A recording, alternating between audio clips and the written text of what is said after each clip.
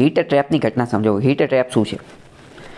Heat ટ્રેપનો મતલબ શું થાય? આ એક ચક્રવ્યૂહ બની ગયું છે. વિશિષ્ય સાયકલ બની ગઈ છે. તો કે કેવી વિશિષ્ય સાયકલ?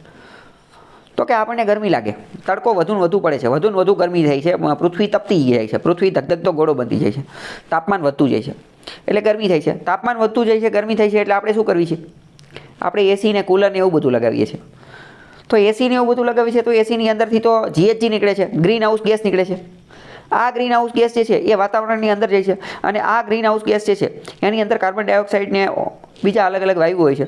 તો આ જે વાયુઓ જે છે એ તો શું કરે છે? GHG શું કરે છે? GHG તો હકીકતમાં સૂર્યના પ્રકાશને આકર્ષે છે અને સૂર્યના પ્રકાશને સંગ્રહ કરીને રાખે છે.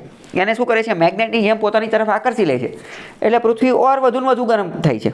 વધુ ને વધુ ગરમ થાય છે. આપણે વળી પાછા વધુ ને વધુ એસી રખાવીએ છીએ.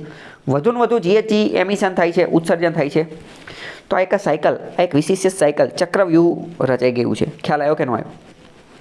તો આને હીટ ટ્રેપ કહેવાય.